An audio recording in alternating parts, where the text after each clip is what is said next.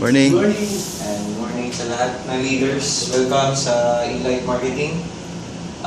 Topic ko ngayon is i-discuss sa inyo yung advantage ng multiple accounts. Yes. Kung gaano ba ka-effective na magkaroon ng multiple accounts. Kasi importante sa mga ginagawa natin dito sa network marketing, sa industriya natin, lalo-lalo na sa company natin, mas malaman nyo dapat kung ano yung mga bagay-bagay na makakadagdag ng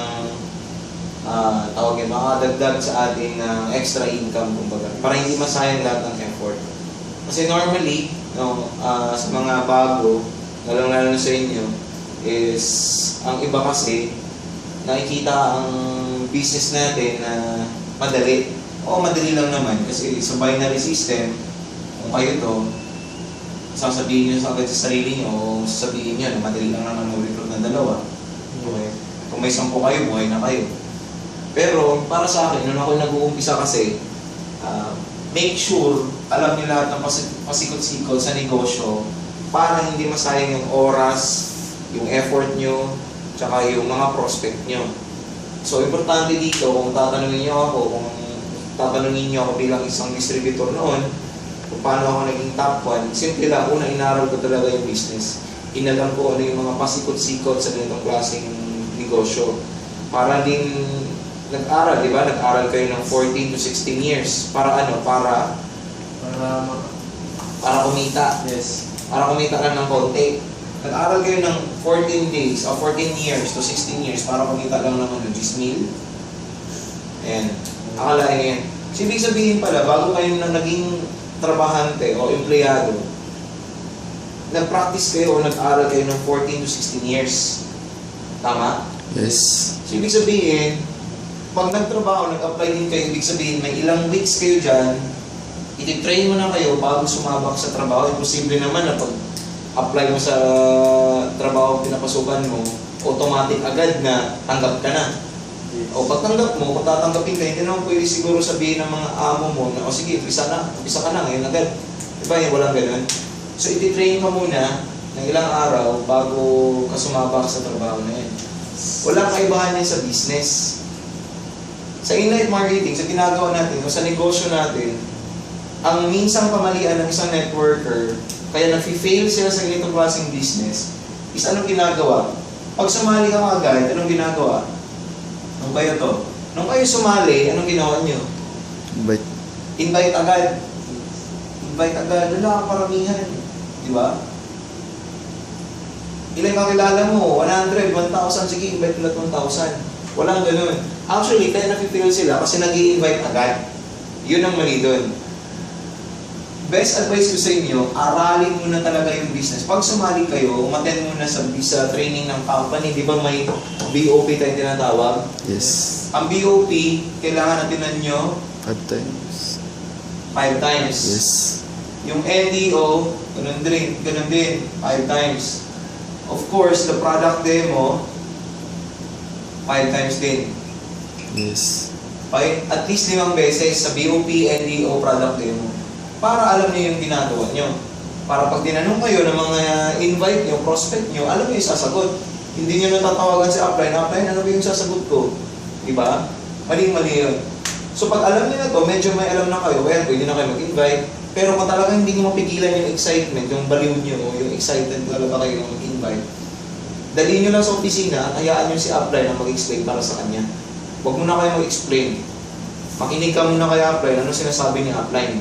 Paano bumagsak si upline, kung paano niya i-open, i-close ang business sa prospect mo. Observe ka lang muna. Okay? So ngayon, sasabihin ko lang sa inyo, yung advantage. Kasi minsan, may mga tao na akala nila, yun na yun. Pag-present, yun na yung gagawin nila habang sa company o sa business. Kasi nung ako nag-uumpisa, sinigurado ko talaga na kung may invite mo na ako, na may prospect man ako, alam ko, kampante ako, na kahit anong mangyari, kikita ako ng malaki. At kahit anong mangyari, alam ko saan ko sila ilulugar, saan ko sila ipupwesto. Napag-uusapan natin ngayon, yung accounts. Pero importante kasi sa negosyo na to, kailangan alam mo ang pasikot-sikot sa structure mo. Okay, so, nung kayo in-invite, nung tayo in-invite, kahit ako, nung ako in-invite, ang una ko nakikita yung single account. Diba? Yes. Yung single account. So may single account holder tayong tinatawag. So kunwari kayo to. So normally, ang gagawin natin, sasabihin ng company, di ba? Sinabi ng company na maghanap ng dalawa. Friend 1, friend 2. One from the left, one from the right. Tama? Yes. So let's say, mag-recruit o mayroon tayong available na, let's say 8. O kahit 4 na lang. So may available kang 4 na kaibigan. So ano ba yung nangyayari? So kung may 4 na kaibigan ka, saan mo ilalagay? Kung ito yung account mo, definitely dito si, palagay natin si 1, si 2, si 3, tsaka si 4. Ayan. So pag-usapan natin yung kitaan. Okay? At tsaka yung structuring. Magkano kinita mo dito sa 4 na to? Unang-una sa direct mo o sa PA mo, magkano? May 500 tayo, di ba, per day? Yes. 500 times 4, 2,000. may dismil ka. So ngayon, may tinatawag tayo yung GPA, di ba? Yung pairing. Yes. Okay, ngayon, magkano pairing natin? 1,500. 1.5 pa dito. Ayan. Ibig sabihin, may dalawang 1.5 Yes. times 2. Magkano? 3,000. Magkano lahat ng hininga mo? 5,000. May 5,000 ka. Okay, tuloy-tuloy yan. Kung yan ang account mo, single account holder ka, yan ang mangyayari. Okay? Ngayon, may tinatawag tayong triple account. Kasi, yung ibang tao, nalalakihan na sa... Magkano nga ulit yung kapital natin? 6,980. Okay, sa 6,980 mo, may kinita ka 5,000, sa 4 na in-invite mo. Aside dun sa product na kinita mo, bawi o bawing-bawi? Buwing-buwi. Bawing-bawi, malapit ka na sa 5,000. Hindi mo pa tinakot natin yung produkto na nakuha mo na always. That's 6,000 na balik sa'yo. Yes. Ang point ko, kung mag-invest ka ng 6,980, okay yan. Pwede na yan. So, isang account. Pero para sa akin, kulang yan. Kung siseryosohin ko lang din naman to, gagawin ko na yung tinatawag na mag-multiple accounts ako. Alam niyo kung bakit?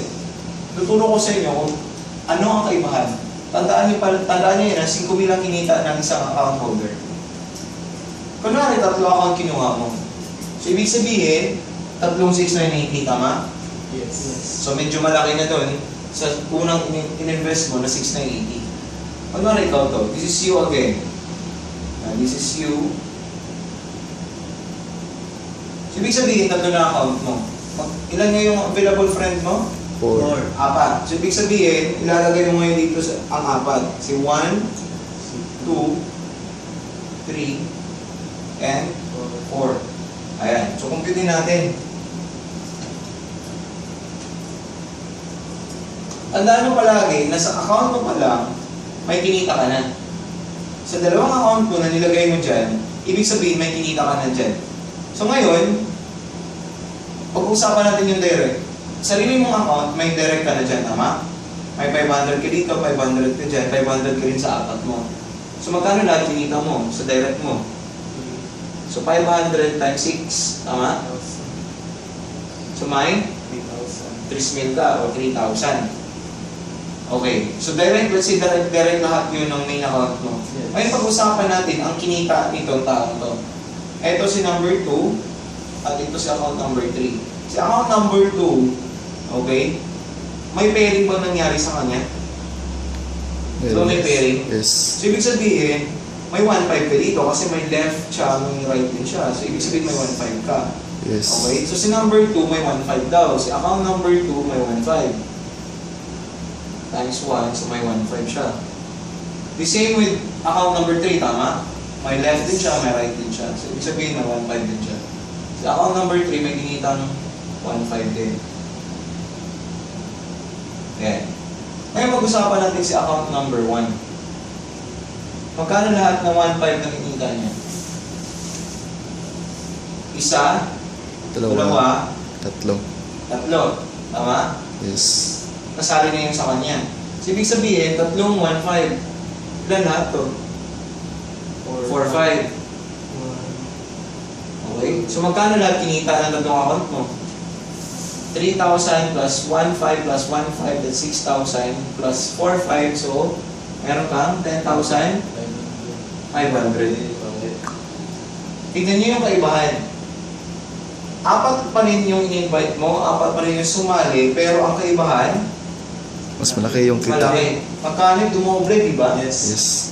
So, ibig sabihin pala, sa apat pala na in-invite mo, the same effort yun. Tama po ba? Yes. Kasi bakit? Bakit the same effort? Hindi naman nagbago yung number of prospect na in-invite mo, di ba? Yes. Apat lang din. Pero saan sila nagkaiba? Sa kitaan. Nagkaiba sila sa kitaan because of the structure. Eh kung ganito pala, eh mas maganda to, tama ba? Yes. So ibig sabihin, magdidepende lahat pala ang negosyo natin sa structure mo. Hindi pala magdidepende kung gaano ka kagaling. Maniwala ka sa akin, dalawa kayo, best illustration ko, si A tsaka si B. Parehong magagaling na leader. Parehong devoted, parehong full-timer, parehong magagaling at parehong, sabihin na natin pareho din silang in love sa business na ginagawa nila. Si A, may kakilalang 100, si B, may kakilalang 100. Sasali si 100, sasali din ng 100 ni B. Ito ang kaibahan nila. Si A, isang account holder lang. Si B, 3 account holder. Sino mas malaki ang kinita ngayon? Si B. Si B. Kahit doblehin pa ni A, kahit hindi siya matulog, kahit 24 hours per day siya, at si B, kahit 12 or 12 hours lang siya tumatrabaho sa business, lamang na lamang pa rin ito because of the structure. Gawa niyo? Yes. So, ibig sabihin pala, maganda ang triple accounts. Eh, paano na lang pag sinabi natin ito? Eh, pag ito pala, mas maganda. Lalo mas maganda, tama ba? Do you agree? Yes. O, you get the idea? So, ibig sabihin, mas lamang ka pag multiple account holder ka. So, kahit i-compute natin yung 7, alam kong panalo ka pag 7. Diba? Kasi, ang company natin nag-o-offer ng limit ng company, yung 7 account holder. Yes. So, simple lang naman.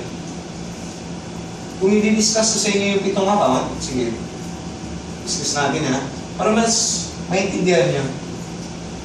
Kasi po, simple lang, nung ako naging top earner, unang-una kong ginawa is, pinlano ko yung structure ko. Kasi naintindihan ko agad na hindi pala sa isang effort lang, or hindi pala sa effort sa oras, at saka kung gaano ka dedicated, at kung gaano ka kasipag. Yan mga plus points yan. Pero baliwala lahat yan kung isang account lang yung hawak mo. Okay? So, ibig sabihin, paano ako naging top earner, paano naging top earner yung iba? Simple lang, kasi ito yung account nila. Or more than 1 or 3 ang account sila. Sa illustration natin na ganito, ito account mo. Second account mo, third, fourth, fifth, sixth, and eh paano kung ganyan yung account mo? Ilan nga ulit yung i-invite natin? 4. 4. Sige, 4. Ang kaibahan nito, unang-una, because of the number of accounts, makukulangan ka ng prospects. Ulit palagay natin 4 lang ang sumali. Diba? Okay. So ito lahat accounts mo. 7 account. Again, reminder, sa lahat ng accounts nyo, kita na kayo dyan. So kung 4 yung ito yung account nyo, kung 4 yung sasali, palagay natin ganito yung nangyayari. Isa-isa. So palagay natin, may isa dyan, isa dito, may isa din dito, si 3, tsaka dito si 4. Compute natin. Magkano lahat ang PA ko? 1, 2, 3, 4, 5, 6, 7, 8, 9, 10. So 500 times 10,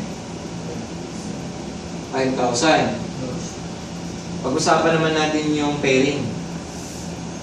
Okay. Umpisahan natin ang pairing ni, tignan nyo ha, si number 4 ba may pairing?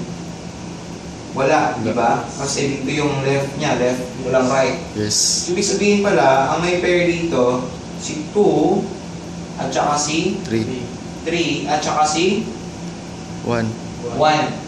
So, ibig sabihin, ilang 1,5 to kay number 2 ngayon? Si account number 2, kukumpitin natin. 2. 1, 2. So, dalawa. Si account number 3, ganun din. Okay. Dalawa din, di ba? Tama?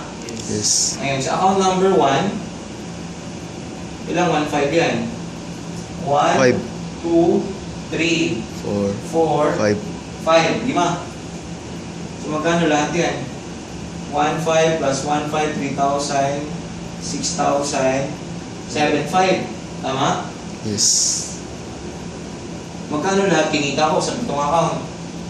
7.5 plus 3,000, 10.5. Plus 5,000, 15,500. Plus 3,000, that's 18,500. Apat ang recruit ko, ang inita ko, 18,500. So, ibig sabihin, to sum it up, isang account, tatlong account, at 7 account, ang inita ko dito, 5,000. Tama? Yes. Dito, 10,000. 10,500. Ang 7, 18,500. you see, look at the difference. Ang laki. The same time, the same effort, at saka, unang-una, yung prospect na yan, 4 lang. E paano Yes. pag dinamihan mo? Yes. May waiting ka sa number 4, may waiting ka sa number 5, may waiting ka sa number 6, may waiting ka sa number 7. O dyan mo na i-apply kung gaano kadami yung prospect mo, isalpak mo dyan. Tama? Yes. So yan yung kaibahan o yan yung advantage pag multiple account holder ka. Okay? Yes. So pag ginawa nyo to, mas maganda. So I advise, best advice talaga is mag-multiple account. Kasi pag kung hinayaan niyo yung negosyo nyo na hindi nyo napag-aralan, baka pagsisihan yung pag lumaki ng grupo nyo. Okay, huwag nyo hayaan na pag sobrang laki na ng organisasyon nyo, tapos doon pa kayo mag-add ng isang account, pangalawang account dun sa ilalim. Sayang naman. So habang nagsisimula kayo, aralin niyo yung business, at saka tingnan nyo maigi kung gaano kaganda pag multiple header ka. Okay? So yan lang muna sa araw na to, and I hope may natutunan kayo. Yes. Thank you so much. Index.